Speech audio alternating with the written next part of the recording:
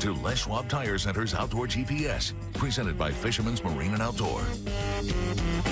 Good morning, everyone. I'm Owen Hayes. You're watching Les Schwab Tire Center's Outdoor GPS, presented to you by the one and only Fisherman's Marine. And big thanks for Sundeep coming in yesterday, owner of Fisherman's Marine, sharing some info. That went over great, and I love the positive responses from all of our viewers that are out there. At least you guys appreciate having him come in and sharing some info personally. I thought that was awesome.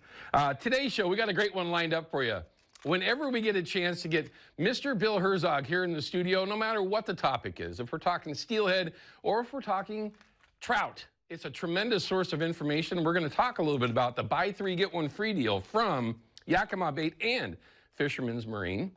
But if you didn't know that Bill's fingerprints are all over rooster tails, the #1 produced product from Yakima Bait for catching fish, well, maybe that and a spin glow, is a rooster tail. He's the expert to talk to. We're going to talk trout fishing today. Yes, it is spring Chinook season. Yes, it's the 6th of April. Yes, it's the last day for springer retention below Bonneville Dam. But if we're not talking trout this time of year, we're missing it. And with Bill, we're going to have some great info for you. And one in particular that he worked on personally that I'm excited about, because I just haven't seen it yet, is the double flash rooster tail. Something to throw into that arsenal if you're going to be chasing trout here when the other lakes start to open up. And for the lakes that are currently open, something to consider, that little bit different look of a double-bladed rooster tail. That'll be interesting. And of course, Bill brought in a ton of different products that he likes to use when he is targeting trout in a number of different regions. If it's Montana, which is not far away, or here locally. So we're going to have a chance to check in with Bill for a couple of segments. Along with that, I got another Bill, Bill Monroe Jr. We actually are going to check in with him from the Columbia River live. He's down, I believe he's going to be in that lower section of the Columbia. We'll find out how the fishing is real time, but main reason why I want to talk to him is about the opportunity or maybe the hope of an extension below Bonneville post today. Now, they're going to have a meeting on Wednesday to make their decision on what that might look like, if that might happen, how many days it could be.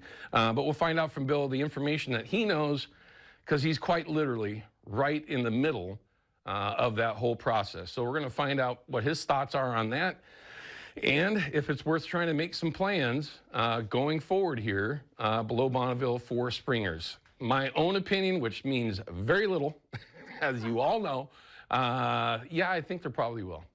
But we'll find out a little bit from what Bill thinks here in just a little while. So ton of great info that we're going to cover today, but we'd love to hear from you. We've got a little bit of time in the first two segments. It's the North American Metals Hotline, 503-548-6777. Questions, comments, reports. We'd love to hear what you're seeing out there. And since we're I'm going to be flying through these first two segments, quick report.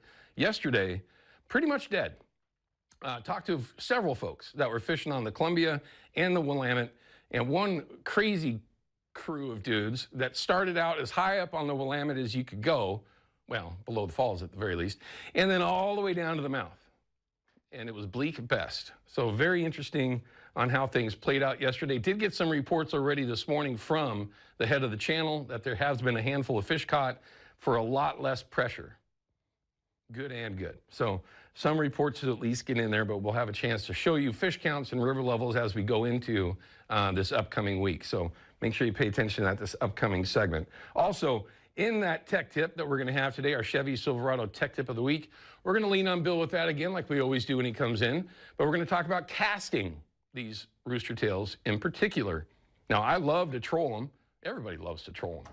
But casting is something that you need to, if you get proficient with a spinner in any situation, but with a rooster tail, casting and retrieving in particular for trout or on a river system, there's always little tricks that you can do to be more successful. We'll get some of that advice from Bill here in just a little while. But before we go too far, let's go ahead and take a phone call. We've got Brian from Tillamook, and he's got a comment on Lee's Camp along the Wilson. Brian, what's going on? Well, Lee's Camp is back open as Lee's Camp store. It's been an icon since the 1950s. Yeah. Unfortunately, it became a motorcycle shop for a while, but the family that took it over is from Louisiana. And Brian is very much a southern gentleman that owns it. you walk into the store and the remodel is spectacular, but that's not what catches you. What catches you is the odor of the food that they're cooking. He's cooking southern dishes like red beans and rice, jambalaya, boudin, and his specialty is fried chicken and ribs. Really? It's At Lee's Camp? Wonderful. Yes. I had no clue. And How long has that been going on now, Brian?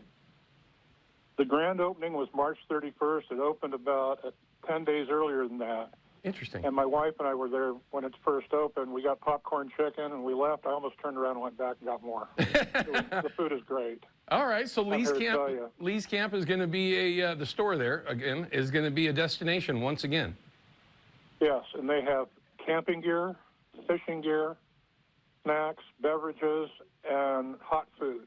It is wonderful. Well, I would love to go try his boudin. That is a long-standing favorite of my own, personally. If you haven't had that, everyone, look it up. It's delicious. Yeah. Very interesting. Brian, thanks for the heads up, man. Are you still steelhead fishing, or are you done with that for this year? I'm done steelhead fishing for now. I'm just. It was a long season. The one thing I wanted to say was I gave Brian, and you're going to know what this is. I gave him a jar of smoked salmon steelhead. Mm-hmm. And you were the first. That you and your show got the first. I've only done this 5 times. Mm-hmm. And he almost went to tears. He was so happy. He is, like I said, he's very much a gentleman. And I wish him well. I hope he has much success. And I tell everybody, stop and see it. It's really nice. I will be doing that. We just went by it just a handful of days ago, coming back and forth from the coast. Lee's Camp. Everyone, put it back on your radar. Brian, thank you for the phone call, sir. We appreciate it as always. Thanks for the heads up. No problem. All right. Let's start showing everybody some of the photos that you've all been sending in, and there's a bunch. Every single day, Saturday and Sunday morning, we're able to show 8 or 10 photos that everyone sends in, and sometimes videos. So remember, you can send those in as well. Here's Terry with the first springer of the year for her. Look at that, though. Ooh. Man, just a grind. On the Columbia yesterday, I mean, if you weren't on the anchor with a plug or even plunking, it was just, not to say that it was, oh, yeah. I just saw where that photo was. I'm glad you moved on. Alaska throwback. Well, look at this. Mr. E sent these in back when there was a lot of salmon up in Alaska still. I'm just kidding. They're trying to fix it. They're trying to fix it. Nice photo, though. Brothers Big Ling. Bunch of great photos coming in. Folks going out and making some groceries. Bottom fishing right now. We probably need to get a hold of Or England, get a hold of Kyle and find out what's going on over there at Pacific City, giving everybody an idea what's happening. But yeah, that's a big lingcod. Plenty of fish tacos there, no question. Dustin is on the board. Nice little fish. I'd take that all day long. Looks like his dad sent that in. Yeah, it's just been one of those things, everyone. It'll be interesting to see what Bill has to say when we talk with him about that possible extension on the Columbia. Hopefully, though, you'll start seeing some more of these Willamette photos as well, because it would look like that might be the ticket for a little while. All depends on what's open and what the conditions are like. A great photo. Grandpa still catching. Greg, thanks for sending in. Nice fish, by the way. There's been some big ones. Remember yesterday we showed you the photo of one of the fish that were entered into that Spring Chinook Derby at Fisherman's Marine, 25.5 pounds. So there's been some nice ones caught. That's another nice one. Those are real tacos. Back in the day, you may have heard me say this before, we did a complete test. We tried all the different meats from saltwater to freshwater for the best fish taco.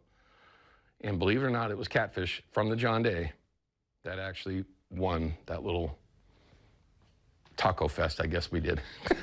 Les, Sauvie Island. Oh yeah, he's out there plunking. Like I mentioned, been pretty, nothing's been great out there on the Columbia by any means, but it just seems like it's been a little bit more productive, either being on the anchor or plunking to get those bites here recently. Hopefully things will improve if we do get that extension going forward. Papa's birthday. Look at that steelhead. Nice fish. Jim sent that in. Looks like they were bobber dogging. You see the float there and the slinky. I wonder where that is. I can't recognize the area. But it's easy to do, everyone. We'll get to that here in just a second. It's a Fox 12 app. Download it. It's free. Follow along with everything with us here at KPDX and KPTV. But of course, Outdoor GPS. Upload those photos and videos. We show you up every Saturday and Sunday morning. All right, we're cutting to a break. When we come back, we're going to go through our typical information quickly, but I'm going to have Bill Herzog with us as well. We'll be back with that in just a couple of minutes.